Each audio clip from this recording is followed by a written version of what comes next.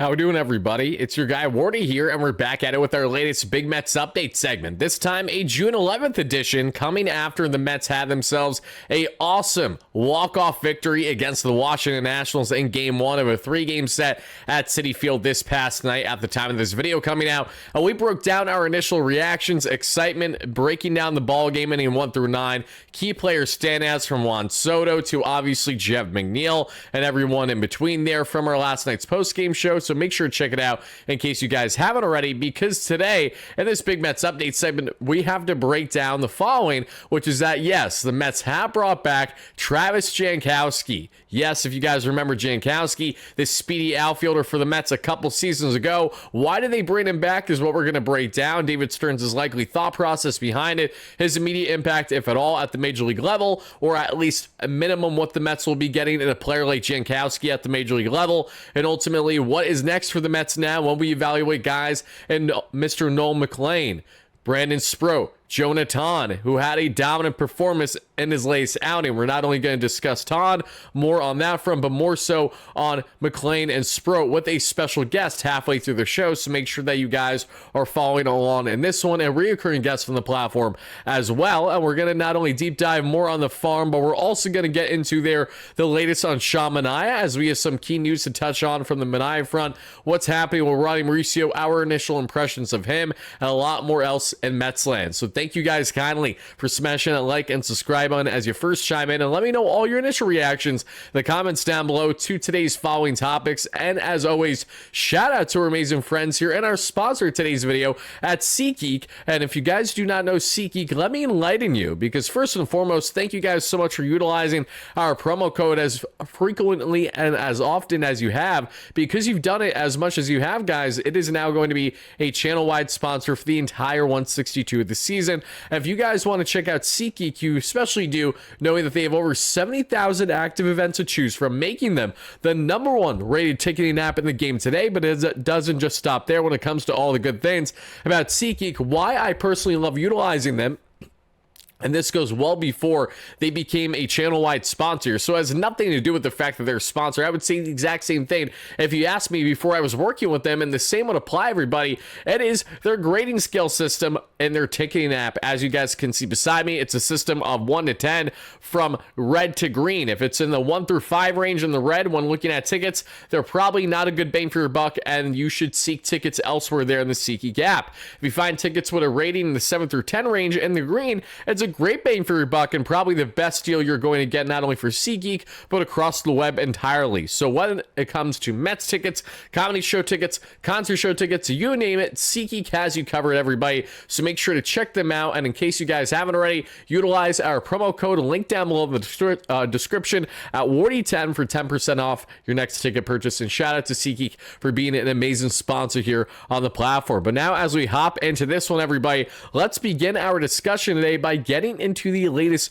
acquisition for the New York Mets. As we know, the Mets did bring back, yes, Mr. Travis Jankowski. So let's get into why exactly that is. Now, in case you guys don't know Travis Jankowski, awesome story. Janky, as many love to call him, he's one of these guys that became a quick Mets fan favorite, and for rightful reasons. And one of them had to do with the fact that Jankowski in the 2022 season with the Mets, 2022-2023 range, they're under Buck Showalter, who Buck ended up really taking a liking to after he was called up by the Mets.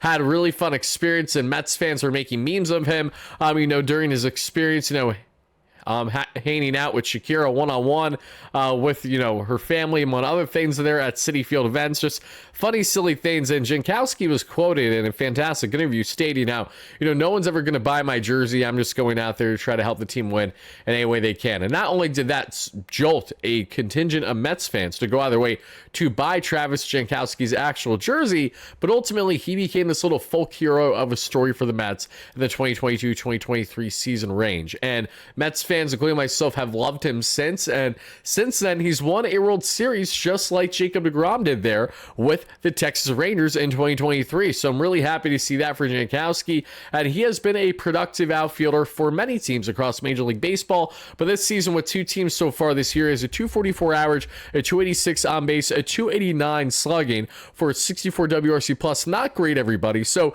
the initial reactions to 7 runs scored, 2 RBIs, a couple stolen bags in 21 games, as because Travis Jankowski is your prototypical 4th, 5th outfielder type. Think a Ben Gamble mixed with a Jose Azocar, I think would be the best way to describe a guy like Jankowski. A veteran bat from the left side that obviously can poke singles, especially opposite field, can slap the ball away, he'll drive one in. Every now and then, obviously, he's had offensive success over the past couple seasons alone. Everybody, with the Rangers, he had 1 home run and 19 runs scored and 12 RBIs in 104 games last season for 48 on the WRC plus, so not great. The year before that, though, where they won the World Series, he had 34 runs scored, 30 RBIs, and 19 stolen bags for a 263, 357, 332 clip for 97 on the WRC plus. So Jankowski is usually a little bit below league average as a batter, but you get an elite speed demon. He's in at least in the 93rd percentile currently in sprint speed, and not only do you get that in someone in Jankowski, but you also get the fact that he brings an element that I think is very important, and that is his ability to spread for all fields. And knowing that you have more outfield depth, a guy that can play quality left, center, or right field is never a bad thing, and he is signed to a minor league contract, so there is no immediate commitment for him at the major league level. But obviously, if the Mets do warrant going after him at the major league level, there's not going to be any minor league options to likely be able to option or deal with there. So pretty much what you're getting at the major league level is what you're getting there until you decide to part ways with him. So knowing the Mets have a current outfield configuration of Brandon Nimmo on the left, center between Tyrone Taylor and Jeff McNeil up until Jose Siri returns, and right now you have Juan Soto. Starling Marte is more that DH and getting occasional reps every now and then, not so much, not too often there in the left field. The Mets would like more outfield certainty and comfortability there, and there has been rumors that they're going to go after a bigger bat in the outfield come the trade deadline, leading closer to that range. But in the meantime, they wanted to add some certainty at the minor league front, and Travis Jankowski is a prime example of a guy that's certainly better than usually being a AAA player, and at the major leagues isn't a guy that you want necessarily playing every day, but as a 4th, 5th outfielder type that can come in as a pinch runner and obviously utilize a lefty bat option off the bench for you. The Mets would like to go down that route because their bat options off the bench currently are more right-handed, and Acuna and Marte, especially with Jesse Winker still out with injury. At Beatty's off the bench, then obviously that's a lefty bat option too. Mauricio's a switch hitter, even though he's best as a lefty. But the point still stands. Bringing in a guy like Jankowski's veteran leadership, a guy who knows what it takes to win, as he did a couple years ago there with the Texas Rangers, and is very familiar with having success in New York and Flushing, Queens, and for these Mets fans, the way that Jankowski certainly did just a couple seasons ago there that we saw back in 2022 that was. So I'm looking forward to seeing what Jankowski can do at the major league level. You know, at absolute best, I think, like I said, he's more that Ben Gamble / Jose Azocar type, more your late game pinch runner type of thing. Also, it opens the floodgates a little bit. The Mets want to send down Acuna to get more consistent reps there in the infield versus him being more of that limited pinch running option for the Mets right now on their roster. And that's something where, as much as I love Acuna and I do want him to continue to thrive on this roster, I'm not opposed to that if it makes sense to maximize his playing ability, if he's going to be limited here at the big league level. Save Mauricio thrives. Once Vientos gets back from his hamstring injury, he really plays well with the bat, so you got to keep him in the lineup somehow. You know, that's going to really limit the opportunity for Acuna when McNeil is also thriving with just under a 900 OPS at the time of this video coming out. So just some food for thought. I'm sure that was another aspect that went into why David Stearns made this move for Jankowski. Having a speed demon as a Jose Azocar replacement basically helps validate that decision a little bit more if the Mets do go down a route at some point, which would be to send down Acuna so that way he gets more consistent playing time. Again, not something that I think is a guarantee to happen, just something to bear in mind should it happen at all in the fairly near future. But going on now from Travis Jankowski, everybody, and let me know all your thoughts about him in the comments down below. As always, everybody, now let's go on from talking about Jankowski to talking about, yes, the Simone Southpaw and Sean Manaea, because we have some very exciting news to get into on the Sean Manaea front. I'm always happy to share when it comes to the rehab and things actually looking and doing well on that front, everybody. And as you guys can see, and apologies, the McLean slide was from a previous segment. As you guys can see, Sean Manaea had himself a perfectly sharp and perfectly fine latest outing out there. Let's see, everybody. Manaea's final line, as you guys can see, is 2.2 innings of 46 pitch, 2 hit, 1 walk, 0 earned run, 4 strikeout ball. Manaea's velocity looked good according to multiple reports, and I do apologize, folks. The top of the graphic says latest Montas rehab start. It was meant to say Manaea. I just had an error, as I'm doing this very late night here, the night prior of this video coming out. So if there's not at least one error in the text or in the volume, then there's something wrong with your guy Wardy, in all half-joke seriousness. So Manaea here, very sharp in his latest rehab out, and you'll love to see that, everybody. And Manaea is working his way back, obviously, back to get back to a starter workload for this Mets rotation. Loving how that arm slot is looking as well. Am I excited to see Manaea back with this Mets team and back in this rotation? That's an understatement, everybody. So let me know in the comments down below on a scale of 1 to 10, what is your excitement level with Manaea working his way back to return to this team? As I mentioned, looks like both he and Montas will be returning to the club by right around somewhere from mid to absolute latest late July, but it's looking more like mid-July, the way that both of these guys are getting ramped up right now. But it's also June 11th, and I don't know why I'm saying July. I meant to say June. So whether it's going to be in the next 2 weeks or so, I think that within the next 2 weeks is very valid for both Manaea and Montas to return, as long as, God willing, there isn't any setback or anything along those lines, everybody. But now, guys, let's go from talking about Manaea to breaking down a bit on the prospect end before we get into our fun latest interview here with a special guest to break down more on McLean, Sproat, and other things, and Metsland Mauricio as well. And let's just switch here the graphic that you guys see, which is currently showing Manaea, but we're going to switch from showing Manaea to getting onto a Mets pitching prospect that just continues to jaw drop every single time out there. So much so that we have to basically talk about him every single start he has because how good he has looked out there, everybody. And no, it's not Brandon Sproat. No, believe it or not, it's not actually Mr. Noel McLean. Friends, ladies and gentlemen, let's talk about Jonathan and how good he looked in his latest outing. As you guys can see here, disgustingly good. Jonathan, who was pitching pretty much a perfect game just a couple starts ago and just under 7 innings. He went like 6.2 perfect innings, and then the reliever Shook came in for the final out, and they were just absolutely nasty together.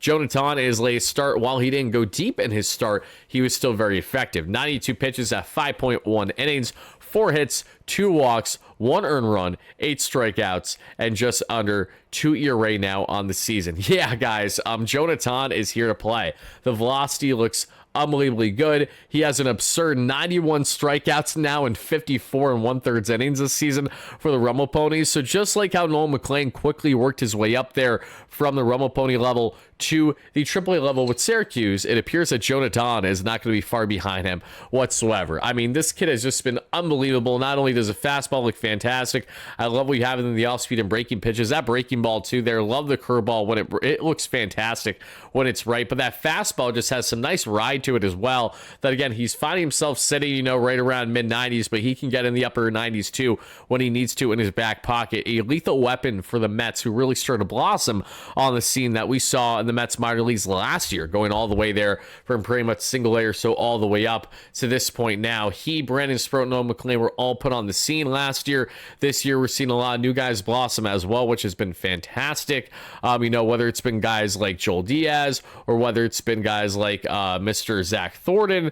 There have been plenty of other arms there. Jack Weniger. The list goes on and on. Reliever front as well. A lot to like there. So Jonathan, everybody, let me know in the comments down below, what do you think he's going to get the call at the major league level? Because obviously, I think he needs to get himself to Syracuse first and get some reps in there before the Mets even consider him. But do you think Tong can be considered before this season's end? Do you think Tong will make his debut sometime next season in this Mets rotation? Do you think Jonathan is still in limbo as to when he will make his debut? Whatever your thoughts are, please let us know in the comments down below. And thank you guys so much for doing exactly that. Now, folks, before we get on to our interview, let's get rid of my guy Travis Jankowski right here, as much as I love him, as well as the current highlight that we're rolling of him. And now, folks, let's talk about currently as we're showing the Mets win highlights and Pete Alonso's looking fantastic highlights, getting NL Player of the Week this past week. There's what you guys are currently seeing. But let's talk here on the Mets minor leagues in general, going from single A all the way up to AAA and the latest on that report, because every Mets minor league team has been looking pretty darn good so far this year. And the 31-26 St. Lucie Mets 1-2-1 that we saw this past night, and that included offensive contribution from Davison Gutierrez ripping his 4th double of the year. We saw Henriquez rip himself a triple there. Colin Houck went over, but he does have a 756 OPS, so that's a great step in the right direction for a guy who did not slug at all last season. Arasana there went 5.2 innings of 1 run, 0 earned run baseball, 4 walks, 3 strikeouts, down to a 3.29 ERA. And then Gomez came in the southpaw, 3.1 scoreless innings, a walk and 2 strikeouts, 2.7 ERA for the 19-year-old. So you love to see that. As we then get to the Brooklyn Cyclones, who are like the bully Cyclones, similar to our Mets right now. Cyclones have 40-18 on the season, everybody. Won their latest one here against the Taurus by a final score of 8-2. And the key offense was Carson Bench with not 1 but 2 doubles. He has 16 now on the season. Jacob Reimer ripped his 17th of the year. Ewing ripped his 7th of the season. Just unbelievably good here. Barrow 3 for 5 with 2 RBIs, 216 average, just under 600 OPS and leadoff. Ewing in the center field, tremendous game. He's been awesome all year long. 2 for 4, 3 runs scored. Also is stealing bags like an absolute demon. Ewing has 28 so far that we see just with this team alone. He has been insane. He has even more on the year going back to when he was previously playing there that we saw with the Port St. Lucie Mets. So he's been an absolute speedy and something that doesn't get talked about nearly enough, in my opinion. Jacob Reimer has 10 stolen bags on the year as well. But you saw Ewing 2 for 4 with 3 runs scored, an RBI, 326 average, 850 OPS. Jacob Reimer 1 for 4 with the RBI double, 307 average, and 967 OPS at the hot corner. Carson Bench 3 for 4 game with 3 RBIs in right field for the Mets' first round pick from a year ago, 308 average and 927 OPS. Jesus Baez has cooled off a little bit, but that's okay. At shortstop, 266 average, 762 OPS. Eli Serrano as well as cooled off a little bit. 1 for 4 there in left field with an RBI, 236 average, 782 OPS. Marco Vargas at DH with a run scored at a hit, 233 average, just under 600 OBS. Suero at catcher, who I love, the Bronx native, 1 for 3 with a run scored, 236 average, 823 OPS. At Mercado at first base, 0 for in this one, but 288 average, 822 OPS. Shot Manaea was fantastic in this one. Marsh had 0.1 scoreless innings. Jonathan Santucci allowed 1 earned run, 4 strikeouts, 4 ERA on the year or so. Beck 1.2 shutty. And Matt Allen had himself a scoreless inning of relief today, which was great, including a walk and a strikeout. Down to 3.6 thus far for the Brooklyn Cyclones. Shout out to Matt Allen. We love to see him succeed. As we get on now to our next matchup, it is the Rumble Ponies defeating the Flying Squirrels by a whopping score of 2-1. And the Rumble Ponies are 39-18 on the season. Like I said, the Mets minor leagues have just been fantastic for the most part. Ryan Clifford ripped himself another home run. He's had 2 over the past 2 or 3 days or so. His 11th of the year already. Love to see it. He has a 234 average, but an 819 OPS. Very on brand for Clifford. Nick Morabito went over in this one, but 284 average, 772 OPS. Jet Williams, we saw with a single, 282 average, 850 OPS. LaRusso at the hot corner, 1 for 4, 274 average, 730 OPS. Schwartz 0 for at DH. Lugo, 1 for 4 at shortstop. Smith, 1 for 4 in left field. Alex Ramirez in right field, 0 for 2, and that about did it. Pitching wise, Jonah Tom was awesome. Shook went 1.2 shutty. Ross won 1 shutty, which is good, and Guzman won 1 shutty there too. So last but not least, the Syracuse Mets lost 5-3 and are 29-35. So Syracuse is the only team that is below 500 right now for the Mets minor leagues. Kind of crazy. Offensively, Drew Gilbert ripped his 9th double of the season. He's batting 209 with a 661 OPS, batting second and at center field. So he needs a bit more work. VR went 0 for at third base. He's batting $172 with a 782 OPS. Celestino 2 for 5 with a run scored. 295 average, 70-1 OPS in right field. John Singleton had himself a 2 RBI day, 831 OPS. Joey Meneses had himself a day too. Singleton ripped his 12th home run of the year, if I didn't say that right. Meneses, 271 average, 777 OPS. Donovan Walton, 1 for 4. And that's about it there. And then on the pitching end, we saw Dino Nunez actually begin the game as a spot starter like Brazaban. And he won 1 shutty with 2 strikeouts. Still has a 4.24 ERA in the minor leagues, however. Blake Tidwell had 5 innings of 3 earned run baseball, 1 walk, 5 strikeouts, 2 home runs allowed, just over 4 ERA. Max Kranick, who we await to see when he'll be back in this Mets bullpen, like Nunez, unfortunately didn't do himself too many favors in his latest outing. Again, it's going to happen. 2 earned runs and .2 innings, 3 hits allowed, 7.7 ERA, but again, he just got sent down. Tyler Zuber, 1.1 shutty, but it's sub 7 ERA. And that is the latest, everybody, on the Farm Report.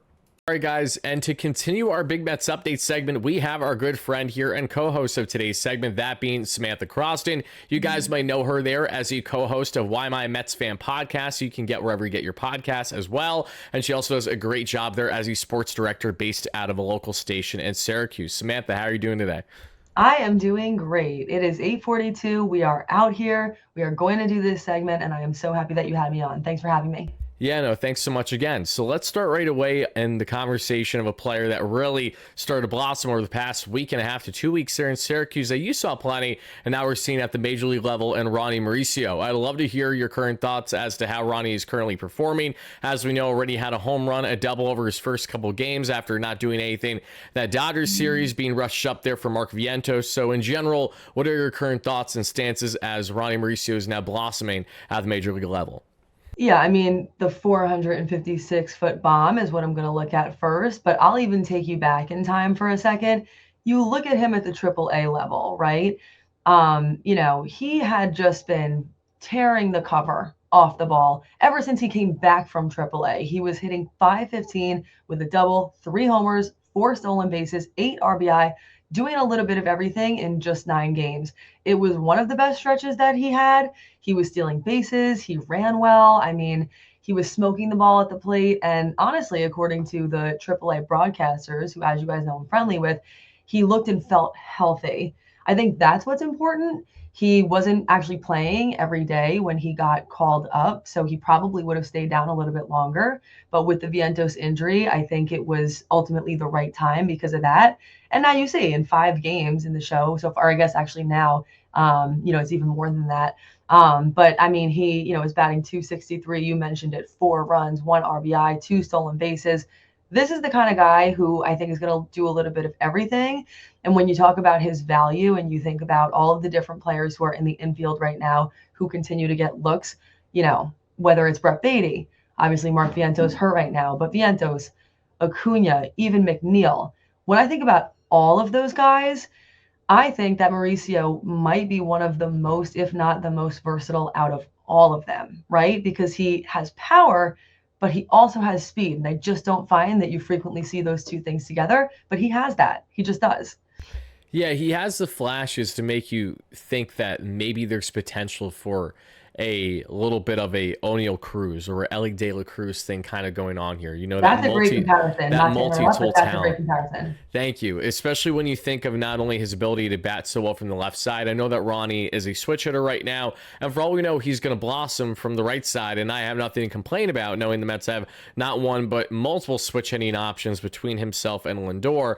But at absolute worst, I think Mauricio can be a lethal option from the left side. Cedric Mullins, who's a potential trade option for the Mets at the trade deadline this year, actually did the same. He started his career as a switch hitter and then went to fully lefty, and that's where he's really blossomed over the past 3 to 4 seasons now. But Ronny not only has the power that we just alluded to, but as you said greatly, it's the speed. The fact that he can easily be a guy that can steal you north of 30 plus bags a year, driving in runs there, being a difference maker on the base pass, just like Luis Angel Acuna, but actually having the power to back it up, along with the defensive versatility that you stated as well. Whether it's shortstop, second base, third base, he can pretty much play any left side of the infield there, and that would bode really well for this team, along with obviously the DH position. So what do you think we're going to get out of Ronny Mauricio? Do you think that he's going to be here to stay with this Mets team? Do you think that he's going to get sent back down at least once? Do you think that he's solely here until Vientos is back there from his hamstring injury? What's your current stance as to what do you think the future is for Ronny? I mean, I wouldn't be surprised in a way to see him get sent back down once Vientos is here, but that's all dependent on the way that Vientos performs. And here's the other thing. In some of these games that he's been playing, and I actually think the majority, he's been starting. And if you actually listen to some of the things that Mendoza is saying, I think this is someone who they're seriously considering. Again, he's sort of had a strange journey, right? Tore his ACL, was out all of last year. But this is someone who before that in many ways was the talk of the town. I mean, power, power, power. And as you mentioned, versatility. Again, I know that there are a lot of different options right now, but I don't think that's the worst problem to have. And I think it also depends on what you think should be rewarded. When you think about a guy like Brett Beatty, and he's doing great now, and we're all happy for him, but how many chances did he get to prove himself? I feel like you're seeing with Ronny a guy who is making an immediate impact, making the absolute most of the chances that he's gotten, at least so far. If he keeps that up, there's a part of me that feels like, shouldn't that be rewarded? Right. And that's exactly what I've alluded to with guys like Acuna in the past as well, when there was still kind of a debate as to would he be a mainstay on the roster, how much playing time would he get, and while Acuna has unfortunately fallen from grace since that, NL Rookie of the Month winner there to begin the season, it hasn't changed the fact that he is still an impactful player, the same way that now Beatty is after getting opportunity after opportunity. Now Mauricio, he's doing pretty much exactly what he did when he first got called up by the Mets there back in 2023. He and Acuna that we saw last year coming in for Lindor made immediate impacts. This is not something that we've seen with every Mets top prospect over the years, right? Especially in Queens, in Flushing there, handling the Citi Field crowd. It's not easy for every player, but Ronny's embraced it. Acuna's embraced it. Beatty, Vientos have certainly done that in their own regard separately. So can't complain about the youngsters there in Flushing. I'm excited to see more of Ronny and what he'll do for the Mets this season, because I don't think he's really going anywhere either. I think he brings too much to the table for this team right now, unless they want to guarantee like everyday at bats where maybe he gets limited somehow because he goes on a slump and other guys outperform him. That would be the only exception. Otherwise, I think he's going to be here to stay for a bit. So now let's go on to guys that are not currently on the Mets, but may very well find their way up with this club as soon as this season. And there are two starting pitching prospects that come to mind that we spoke about a couple weeks ago in our last segment together, Samantha. And let's talk about the latest here with both Brandon Sproat and Noel McLean. What have been your early impressions from both of them so far this season? As we know, Sproat was stronger in his last couple starts. McLean looked solid there the other day. So I would love to know your current thoughts on them, and who do you think has the greater likelihood to be called up this season? It's funny because that answer, I think, for me has changed maybe even a couple of times. I think right now, when you're looking at Sproat and McLean, you're looking at one guy who is on the rise and one guy who's having a little bit of trouble. Like, it's okay to be honest about that. Sproat right now has a 6.22 ERA at Syracuse in 11 starts. His biggest issue, or at least one of the bigger issues, is against lefties who are hitting 333 against him. I think that with McLean, it's a different story. Listen, I'll say this much. I think it's easy for some people, especially if they're not in Syracuse, to look at the stats and make certain assumptions about Sproat. He actually, despite the numbers, has pitched okay.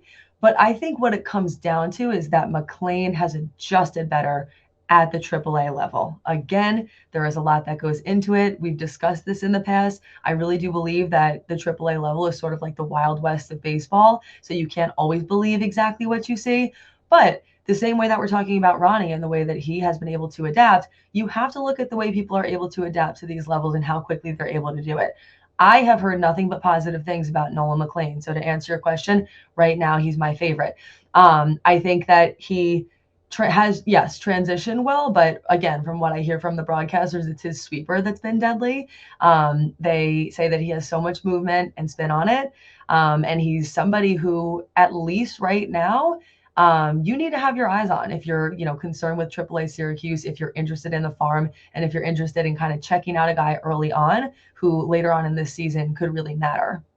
Yeah, not only McLean has he looked fantastic, pretty much with the exception of one start where I think he gave up at worst 4 earned runs. He's been nails every start there in Syracuse, and that's what separated himself from guys like Sproat, who I will give credit where credit's due. Sproat's last start, I think he went 6 shutty or at most 1 earned run, and the start before that, he was much sharper there, 5 innings of 3 earned runs. Not the best, but certainly not the worst versus the batting practice that we've kind of seen at times where he first started to get adjusted there in Syracuse. But it's great to see McLean have that sweeper working in that entire 5-pitch mix, and Jonathan as well, as Jonah had another really sharp outing there for the Rummel Ponies. At the time of us doing this video, I probably talked about separately in this video from our conversation on how Tong did, because he only gave up, I believe, 1 earned run in his latest outing. He's just been nails. So the Mets have a lot of things cooking in the farm on the pitching front, and not only will Tong make his Syracuse Mets debut inevitably this summer, but we're looking forward to seeing other guys continue to blossom, and even Blake Tidwell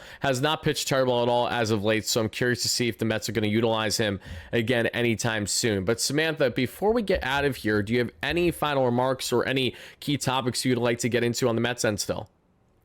All I would like to say at this particular time is that now more than ever seems like the right time for us to get Manaea back. I know he's going to be starting to do some of those rehab starts. Hopefully we see him at some point in the near future in Syracuse, but I think now is that kind of time where you're wanting to see some more depth for the Mets pitching. If Manaea is pitching well, if his rehab starts are going well, and he's able to get back up here, man, I mean, the Mets have been good, but it's crazy to think that even the Mets haven't really been at full strength just yet. So I'm excited to see what happens on that front. Yeah, the Simone Southpaw was such a story last season, especially when you think of kind of the ups and downs he's had in the early parts of his career, you know, looking like a guy that was going to be that true ace caliber lefty for a while with the A's. Then he goes on to the San Diego Padres and he absolutely gets torched there, especially heading into postseason. Padres fans aren't happy. He admits, actually, I don't know if you know this story, Samantha, but he admitted that he really didn't train as hard or put in the max effort during his time with the Padres for one reason or another. Maybe it was the leisure aspect of how nice San Diego is. I'm not sure, but he just wasn't as locked in as you would otherwise expect. And then he signs in the Bay Area there with the San Francisco Giants, where he has a bit more success as a swingman. And the Mets take, you know, a low risk, high reward signing with him. And with that arm slot change last year, looking more like Chris Sale, he's looked pretty much unhittable at times, especially against lefties out there. And you mentioned his rehab. I have some great news for you. While it's not a lot, we do have an early sample size, and he has pitched 2.2 scoreless innings in his first rehab outing there that we saw for the Brooklyn Cyclones, or his second outing now. So encouraging signs for Sean Manaea, and we look forward to seeing him at Syracuse sooner rather than later, where you will see firsthand how he performs there. So until then, Samantha, thank you again so much for coming on. I really appreciate it, and thank you guys so much again for watching. For our latest Big Mets update segment, that is Samantha Croston. Make sure to check her out from Why Am I Mets Fan Podcast. You guys can check me out on audio platforms here on YouTube at WardyNYM MLB, where I do MLB wide coverage as well. Until next time, folks, have a great one. Peace out.